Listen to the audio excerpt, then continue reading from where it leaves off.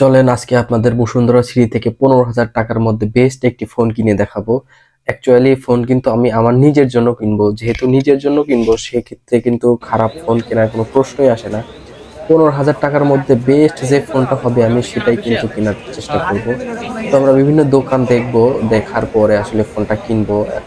কারণ আমার জানেনই বসুন্ধরা সিটির মধ্যে পরিচিত তেমন কোনো দোকান নেই।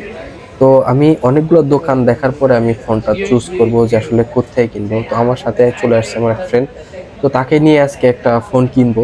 আমি আমার নিজের জন্য কিনবো, সেক্ষেত্রে বাজারের বাজেট ফ্রেন্ডলি এবং সব থেকে ভালো যে কনফিগারেশন ফোনটা হবে আমি সেটাই আসলে কিনবো। তো আমি এখন দোকানগুলো দেখতেছি আসলে কোন দোকান থেকে কেনা যাবে।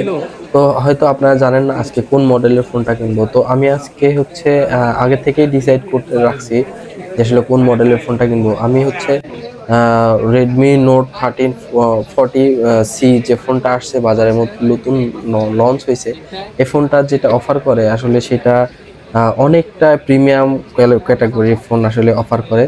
আসলে এই ফোনটা নেওয়ার কিন্তু বিশেষ কোনো কিছু কারণ আছে, কারণ এই ফোনটা যে চিপসেট অফার করতেছে সেই চিপসেটটা আসলে অনেকটা গেমিং চিপসেট বলা যেতে পারে।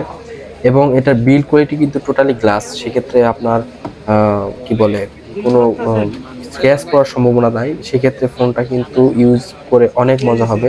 আর এই ফোনটার কিছু একদম শর্ট স্পেসিফিকেশন যদি আপনাদের বলে দেই, তাহলে দেখেন ফোনটার বিশেষ যে স্পেসিফিকেশন রয়েছে এটার আপনার প্রসেসর হিসেবে রয়েছে মিডিয়াটেক হিলো G81 আলট্রা একটা প্রসেসর রয়েছে, যা অ্যান্ড্রয়েড 40-তে রান করতেছে। আর হ্যাঁ, ভালো কথা, এটা কিন্তু অ্যান্ড্রয়েড 19 পর্যন্ত আপডেট পাবে। তো 3 বছর আপনারা অনায়াসে এই জি খুব ভালোভাবে চালাতে পারবেন, এটা নিয়ে কোনো প্যারা নাই।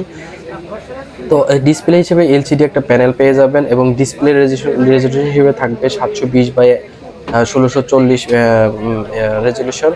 আর এটার মোস্ট একটা ইম্পর্টেন্ট যে বিষয়টা রয়েছে সেটা হচ্ছে 120 হার্জ রিফ্রেশ রেট রয়েছে। আসলে মাল্টিটাস্কিং এর জন্য খুবই হেল্পফুল হবে, একদম সুপার একটা কি মাল্টিটাস্কিং পাবেন। আর ডিসপ্লেতে 600 নিটস বাইট রেট রয়েছে, যা বাইরে আউটডোরের জন্য আপনাদের ব্যবহার করে খুবই মজা হবে। এবং এটার মেটালটা টোটালি তো আপনার কর্নিং গোরিল্লা গ্লাসের পেয়ে যাচ্ছেন। আর এখানে ক্যামেরা হিসেবে থাকতেছে 15 মেগাপিক্সেল একটি মেইন শুটার এবং ফ্রন্টে থাকতেছে 13 মেগাপিক্সেল একটি সেলফি শুটার এবং পুরাটাই কিন্তু গ্লাস বডি, সেক্ষেত্রে স্ক্র্যাচ পাওয়ার কোনো সম্ভাবনা নাই। এবং আপনাদের ক্যামেরা রেজলিউশনটা হবে না 180 প্রায় 30 এফপিএস ভিডিও শুট করতে পারবেন এবং সাইড মাউন্টেন ফিঙ্গারপ্রিন্ট পেয়ে যাবেন। এবং চার্জার হিসেবে থাকতেছে 40 ওয়াটের একটি চার্জার, যা খুব শর্ট টাইমে আপনার ফোনটাকে ফুললি চার্জ করে দিতে পারবেন। তো সাথে আমি কিন্তু আমার একটা নিক ব্যান্ডও নিয়ে নিচ্ছি। নিক ব্যান্ডটা আসলে আমার নিক ব্যান্ডটা হারাই গেছে, সেক্ষেত্রে নতুন একটা নিক ব্যান্ড নিতে হলো। তো নিক ব্যান্ডটা আপনাদের পরে রিভিউ করে দেখাবো। তো আগে আচ্ছা আমরা ফোনটা আগে নিয়ে নিলাম, ফোনের টাকা দেওয়া হয়ে গেছে। তো আমরা এই ফোনটা এখন আনবক্সিং করতে যাচ্ছি। চলেন আমরা এখন ফোনটা আনবক্সিং করি। আনবক্সিং করার পালা।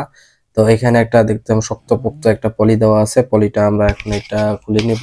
আমি খুলতে পারতেছি না, তো ভাইকে বললাম যে একটা কিছু দেন যেটাকে আমি খুলতে পারি। তো ভাইয়া একটা ওষুধের ইয়ে দিছে, সেটা দিয়ে এখন এটা কাটতেছি। দেখেন এটা কেটে এখন বের করব। তো দেখেন মাঝখানে কি কি আছে এবং কি কি থাকতেছে ভিতরে। আপনারা সচরাচর সবাই জানেন যে ফোনের মধ্যে আসলে কি কি আছে। তো চলেন দেখি কালারটা কি এবং কি কি এর মধ্যে থাকতেছে।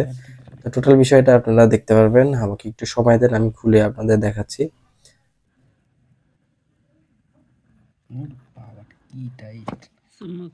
আচ্ছা, প্রথমেই রয়েছে একটি ফোন। আচ্ছা, ফোনটা আমরা একটু সাইডে সরাই নেই, দেখি কি কি আছে আরো। তো এই নিচেই আরেকটা বক্স দেখতে পাচ্ছি। এটার মধ্যে সম্ভবত একটি সিলিকন কেস আছে এবং সিম ইজেক্টর পিন পেয়ে যাবেন। আচ্ছা, দেখি সিলিকন কেসের কন্ডিশনটা কি কেমন।